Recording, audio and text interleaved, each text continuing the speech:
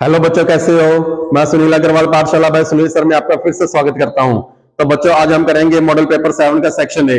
Section A के अंदर MCQ, Philips और very short answer type question करेंगे। अपने स्टार्ट करते हैं पहले एमसीक्यू से। तो देखो, फर्स्ट क्वेश्चन क्या है, the sum of the powers of the prime factor of 196 is. 196 के अपने को प्राइम फैक्टर करने हैं और उसके बाद उसकी पावर्स आएगी, उसके पावर्स का सम बताना है अपने को। देखो 196 को अपने क्या लिखेंगे, is equal to 2 multiply 7 multiply 7।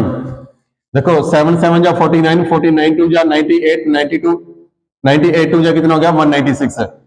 Means 2 की power 2 multiply 7 raise to power 2, 2 और 2 कितना हो गया 4।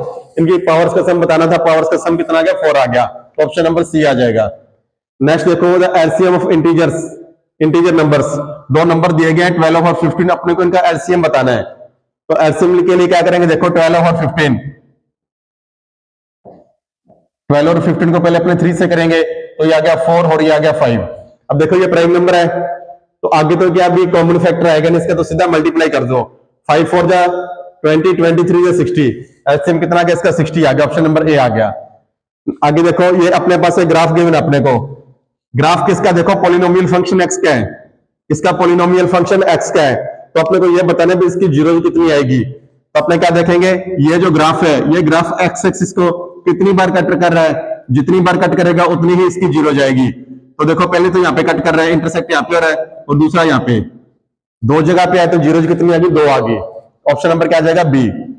नेक्स्ट देखो, the substitution of y in 2x plus 3y is equal to 11। इसमें ये बोला गया y की वैल्यू क्या होगी इसमें।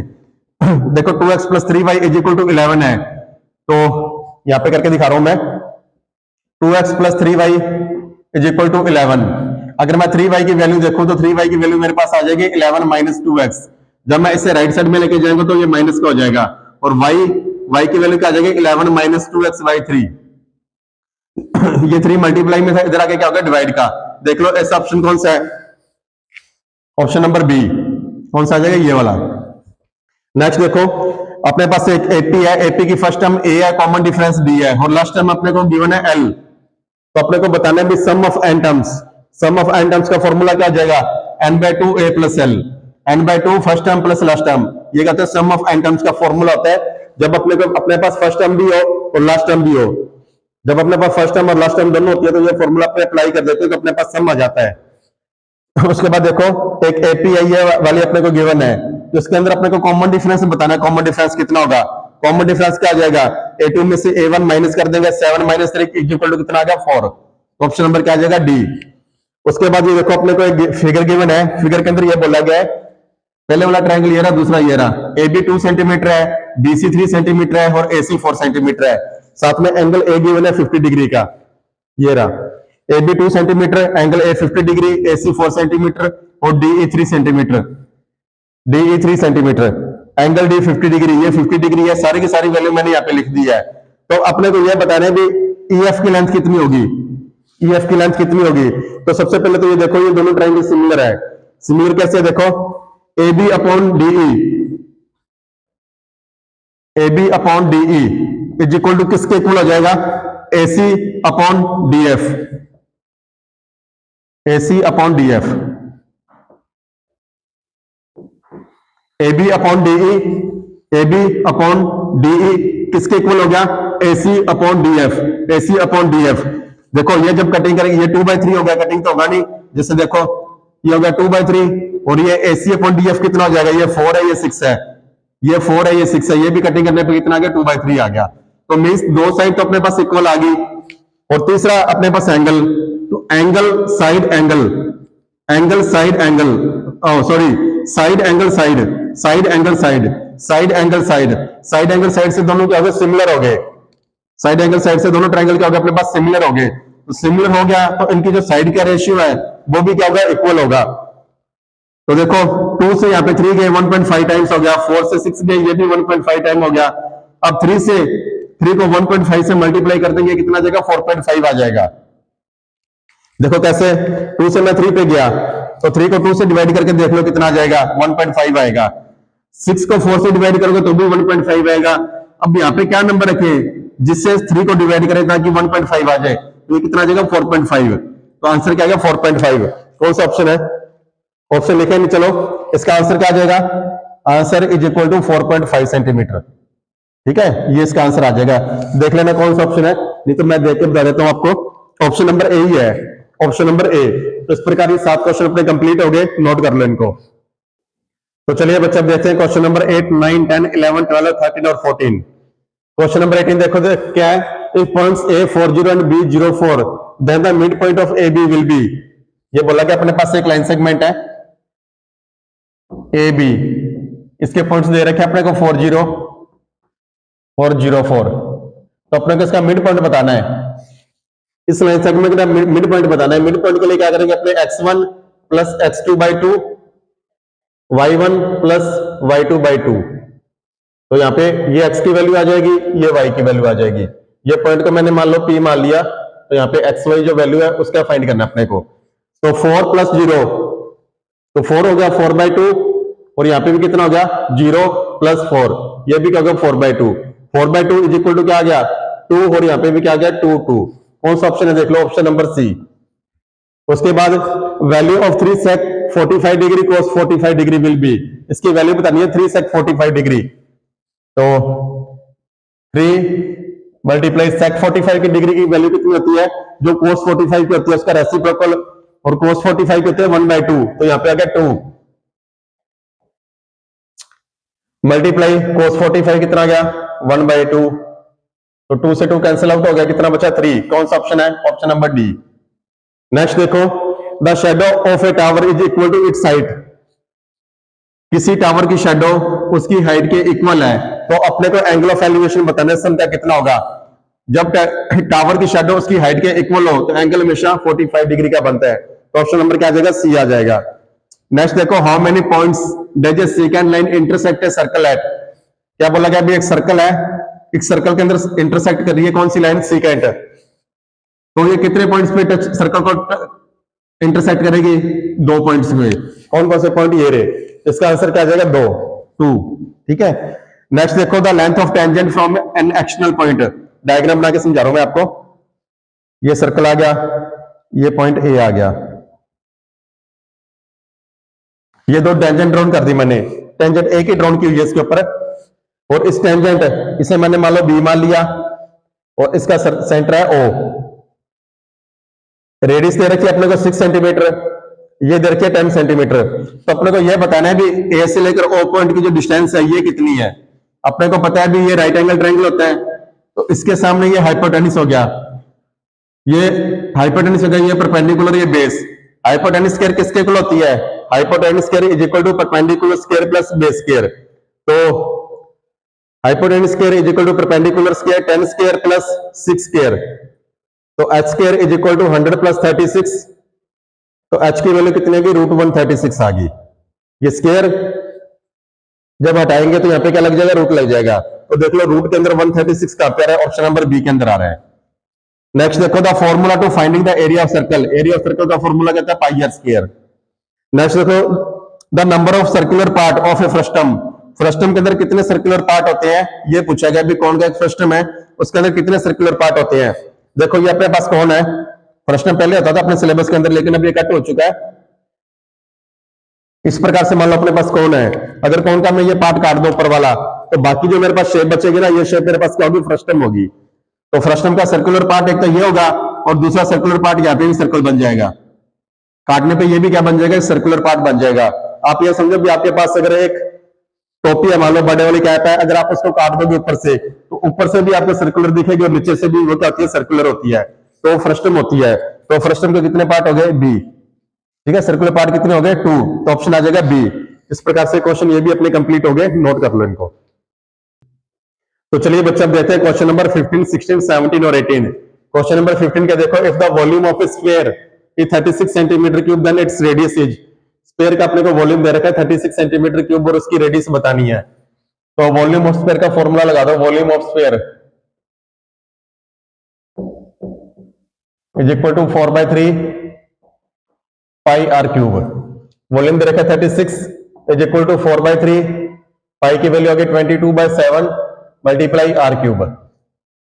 तो 4 1 जा 4, 4 9 जा 36।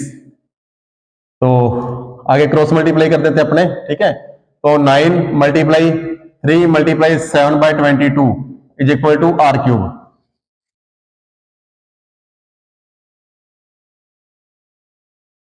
ठीक है, 9 multiply 3 multiply 7/22 is equal to r cube.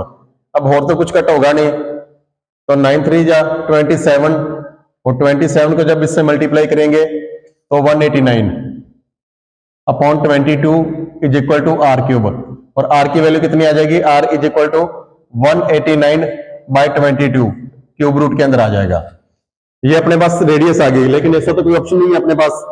देखो ऐसा तो कोई भी ऑप्शन नहीं है, तो यहाँ पे ना पता है आप क्या करोगे, इन ऑप्शन से आपने मैच करना है। तो यहाँ पे ये लिख लेना अब 36 पाई सेंटीमीटर क्यूब लिख लेना, 36 पाई सेंटीमीटर क्यूब। यहाँ पे मेरे को पता है ये पाई लिखना भूल गए। जब अपने 36 पाई सेंटीमीटर क्यूब लिखेंगे ना, तो अपना देखो फॉर्मूले पे अप्लाई हो जाएगा। कैसे, 36 pi is equal to 4/3 pi are cube. तो पाई से पाई कैंसिल आउट हो गया, 4 1 जा 4, 4 9 जा 36, क्रॉस मल्टीप्लाई करने पे क्या गया 27 is equal to r cube. और आर की वैल्यू कितनी आ जाएगी 3 सेंटीमीटर, क्योंकि 27 3 की क्यूब होती है। तो इस प्रकार से ऑप्शन नंबर क्या आ जाएगा, ए आ जाएगा। लेकिन यहाँ पे आप पाई लगा लेना, फिर पाई लगाने के बाद ये आंसर आएगा। अगर पाई नहीं लगाओगे तो आंसर आपका ये वाला आएगा। नेक्स्ट देखो, the mean of the first 11 whole numbers will be. First 11 whole numbers का मीन फाइंड करना है अपने को। तो देखो फर्स्ट 11 होल नंबर्स कौन से होते हैं, 0 से स्टार्ट होते हैं। तो अपने हो जाएंगे फर्स्ट 11 होल नंबर 0 1 2 3 4, इस प्रकार चलते चलते लास्ट में कितना आ जाएगा 10। ध्यान रख लेना यहाँ पे होल नंबर लिखा है नहीं या नेचुरल नंबर लिखा है। अगर नेचुरल नंबर लिखेंगे तो 1 से स्टार्ट करेंगे, अगर होल नंबर लिखे तो 0 से स्टार्ट करेंगे। अब इसकी काउंटिंग करोगे 0 से लेकर 10 तक 11 हो जाएंगे। अपने को मीन फाइंड करना है, तो क्या करेंगे, फर्स्ट और लास्ट नंबर का सम करके 2 से डिवाइड कर देंगे। a + l/2 is equal to क्या है, मीन। जब ये लगातार अपने पास नंबर हो ना, तो अपने पास क्या करेंगे, अपने फर्स्ट और लास्ट नंबर का सम करके 2 से डिवाइड कर देंगे, अपने पास मीन आ जाएगा। तो 0 + 10/2 तो कितना आ गया, 5 आ गया। देख लो कौन सा ऑप्शन है, ऑप्शन नंबर क्या आ गया, बी आ गया इसका। What does the sigma sign represent. Sigma sign किसको रिप्रेजेंट करता है, सम को करता है।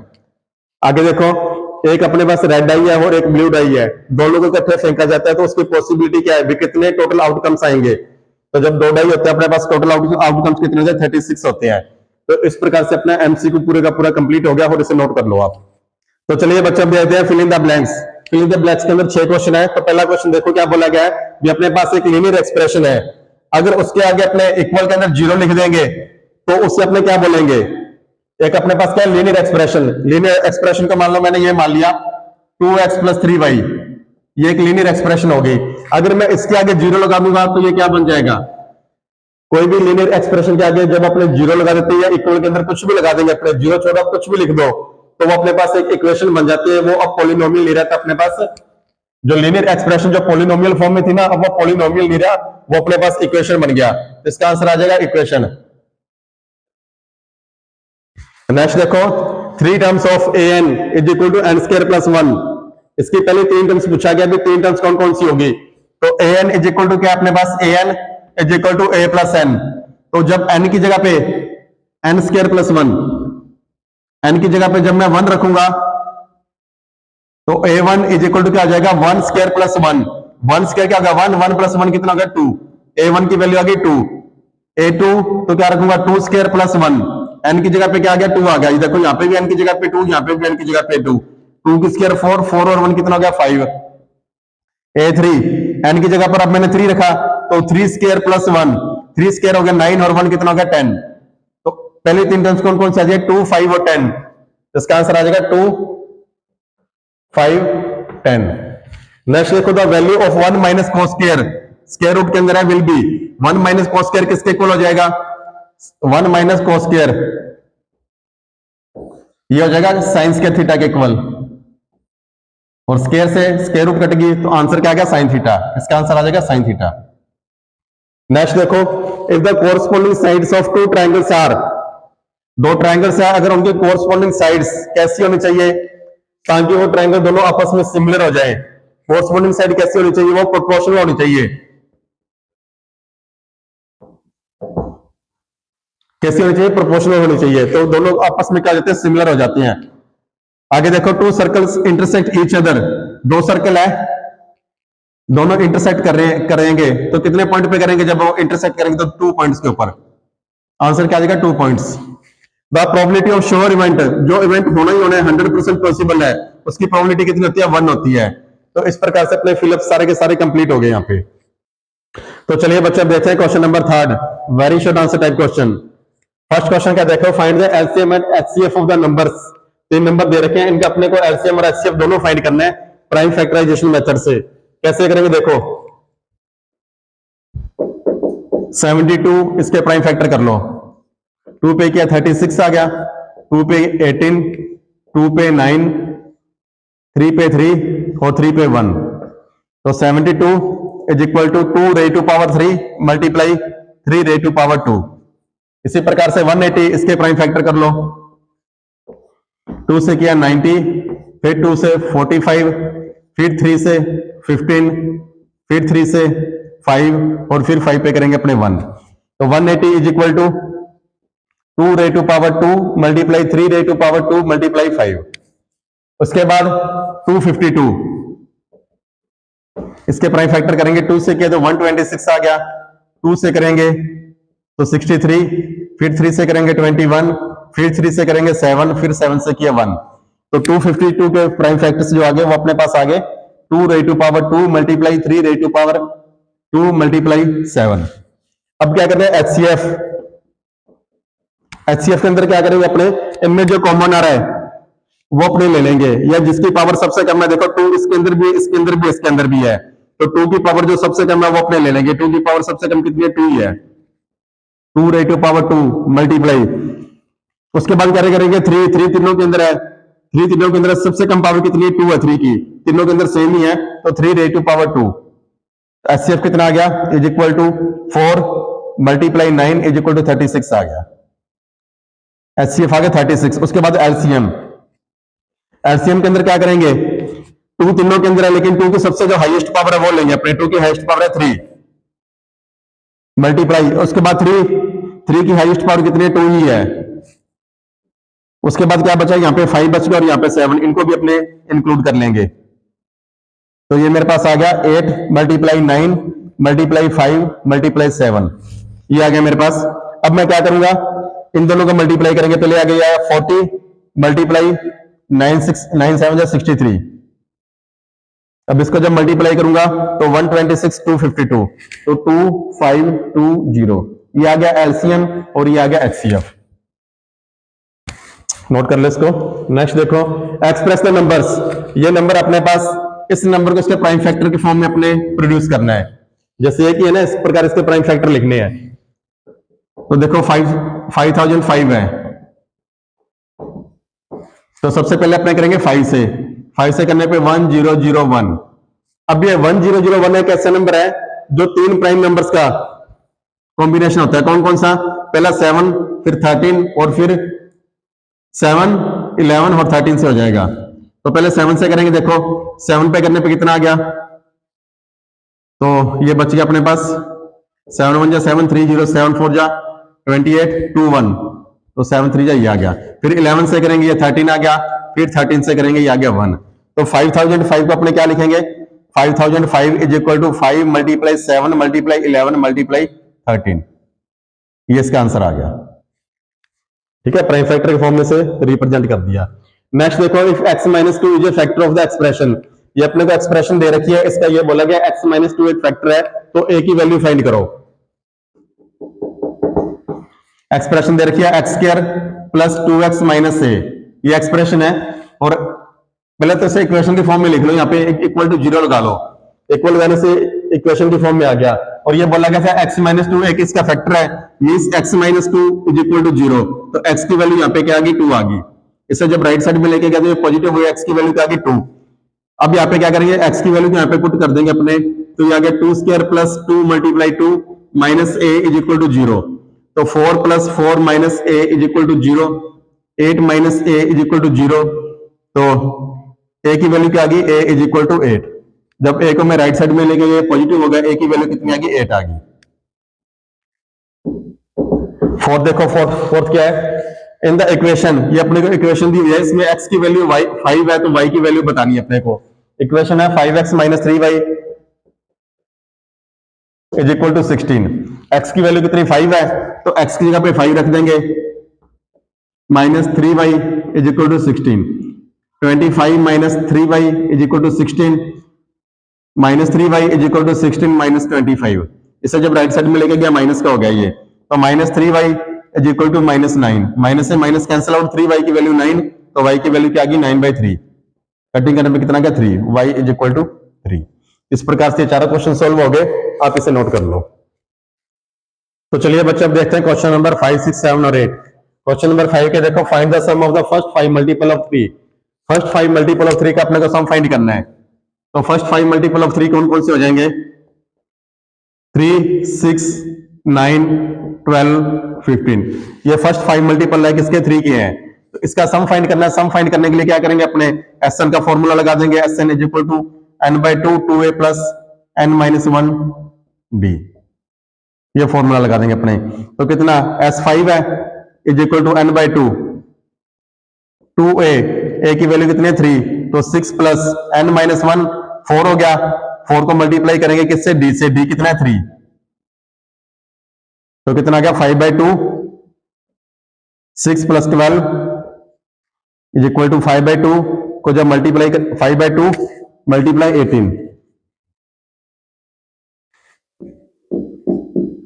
यह आ गया 9, 9 5 कितना आ गया 45। तो फर्स्ट 5 मल्टीपल जो 3 की है वो उनका सम कितना आ जाएगा? 45 आ जाएगा। ठीक है, ये फाइनल आंसर आ गया। उसके बाद 6 नंबर क्वेश्चन देखो, the coordinates of the centre of a circle. एक सर्कल है, सर्कल ये रहा सर्कल, सर्कल का ये सेंटर, सेंटर के कोऑर्डिनेट्स दे रखे हैं 3, 5। The coordinates of the end points of A diameter, और इसका जो डायमीटर है, ये डायमीटर, ये सेंटर, डायमीटर के कोऑर्डिनेट्स दे रखे हैं 4, 7 और 2y। मींस ये 4, 7 है और ये 2y है। इसके जो सेंटर पॉइंट है, सेंटर पॉइंट अपने को दे रखे थे 3, 5। तो अपने को यह बताना है कि y की वैल्यू कितनी होगी। y की वैल्यू के लिए क्या करेंगे? अपने इसकी वैल्यू अपने को फाइंड करनी है। तो y is equal to y1 plus y2 upon में 2। मीन्स इन दोनों को ऐड करके 2 से डिवाइड कर देंगे तो ये y की वैल्यू आ जाएगी।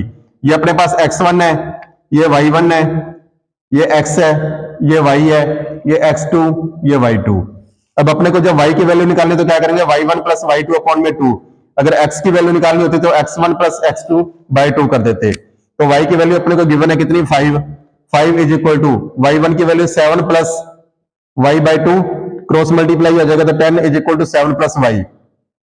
क्रॉस मल्टीप्लाई करने पे 10 आ गया, तो y इज इक्वल टू कितना आ गया? 10 माइनस 7, तो y इज इक्वल टू 3 आ गया। y की वैल्यू कितनी आ गई? अपने पास 3 आ गई। ठीक है, ये फाइनल आंसर आ गया इसका। नेक्स्ट देखो, find the value of sin 60 degree cos 30 degree plus sin 30 degree cos 60 degree. इसकी वैल्यू फाइंड करनी है।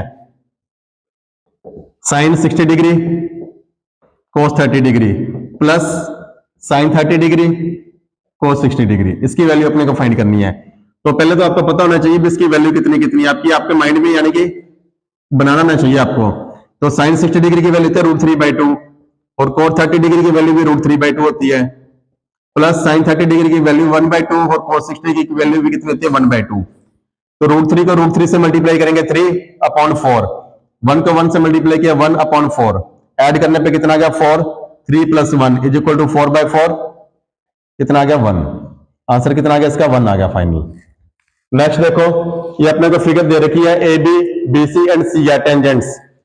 AB, BC और AC, ये टेंजेंट है किसकी? ये वाला जो सर्कल है ना, इस सर्कल की टेंजेंट है। साथ में बोला गया इफ BC इज 6.3 सेंटीमीटर, ये पूरी लेंथ 6.3 सेंटीमीटर है, MC 2.7 सेंटीमीटर है, ये 2.7 सेंटीमीटर है, then write the value of BL। तो अपने को ये वैल्यू फाइंड करनी है यहां से लेकर यहां तक। तो अपने को पता है BL इज इक्वल टू क्या हो जाएगा? BN। BL किसके इक्वल हो जाएगा? BN। क्यों? क्योंकि किसी भी एक्सटर्नल पॉइंट से जब अपने टेंजेंट ड्रॉ करती है किसी सर्कल के ऊपर, वो इक्वल होती है।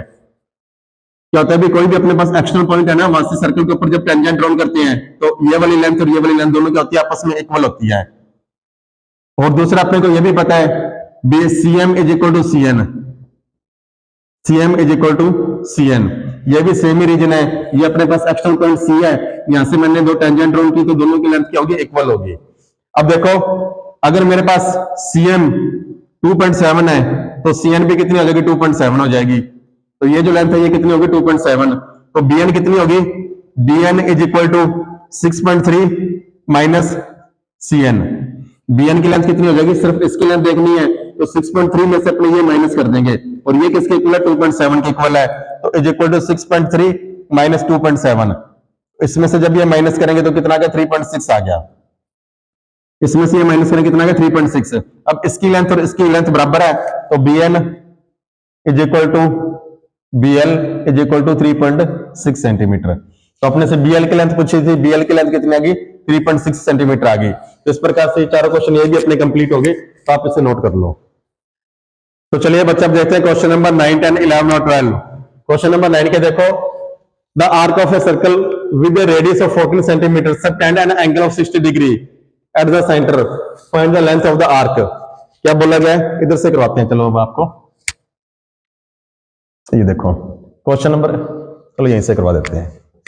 क्वेश्चन नंबर 9, अपने पास एक सर्कल है, ये रहा सर्कल, सर्कल के ऊपर ये आर्क एंगल बना रही है 60 डिग्री का, ठीक है, ये 60 डिग्री का एंगल बन रहा है और इसकी रेडियस दे रखी है 14 सेंटीमीटर। रेडियस 14 सेंटीमीटर, तो अपने को ये बतानी है भी ये जो आर्क है ना, आर्क की लेंथ कितनी है ये बताना है, लेंथ ऑफ द आर्क बतानी है। तो कैसे निकालेंगे, देखो length of arc is equal to 2 pi r multiply theta upon 360 degree, 2 pi r multiply theta upon 360 degree कर देंगे तो इज इक्वल टू कितना क्या, 2 मल्टीप्लाई पाई की वैल्यू 22/7, आर की वैल्यू 14 मल्टीप्लाई 60 डिग्री अपॉन में 360 डिग्री। तो 7 से कट किया 2 आ गया, तो 88 मल्टीप्लाई ये हो गया 1/6, 1/6। तो 88 को ये आ गया 3, ये आ गया 44। तो 44 को जब 3 से डिवाइड करेंगे 14.67 सेंटीमीटर आ जाएगी ये, ठीक है। लेंथ पूछिए, लेंथ सेंटीमीटर के अंदर आएगी, सेंटीमीटर गिवन है तो 14.67 सेंटीमीटर आ गई।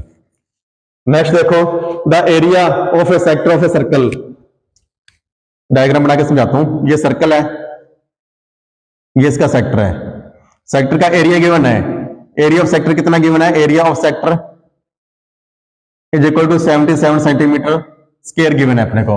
रेडियस दे रखी है इसके 7 सेंटीमीटर, ये 7 सेंटीमीटर है, ये भी 7 सेंटीमीटर है। Then find the length of the arc, तो अपने को आर्क की लेंथ फाइंड करनी है। क्या करनी है, आर्क की लेंथ फाइंड करनी है। जब अपने को एरिया गिवन हो, रेडियस गिवन हो, तो अपने इसकी लेंथ कैसे फाइंड करेंगे, length of arc is equal to 1, कैसे फाइंड करेंगे, area of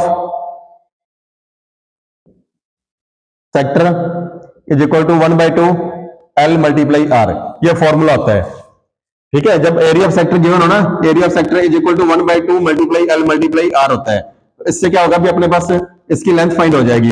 area of sector अपने पास 77 मल्टीप्लाई 1/2 इज इक्वल टू क्या आ जाएगा, 1/2 मल्टीप्लाई L और मल्टीप्लाई R कितना है 7, तो क्रॉस मल्टीप्लाई हो जाएगा 154 इज इक्वल टू 7L। तो L की वैल्यू कितनी आ गई, इससे डिवाइड करेंगे तो 22 सेंटीमीटर। लेंथ ऑफ आर्क कितने की, 22 सेंटीमीटर आ गई। यहां से लेकर यहां तक कितने 22 सेंटीमीटर है। 11 नंबर देखो, if the mode and arithmetic mean of the data, mode ये है और मीन ये दे रखा है, तो अपने को मीडियन फाइंड करना है।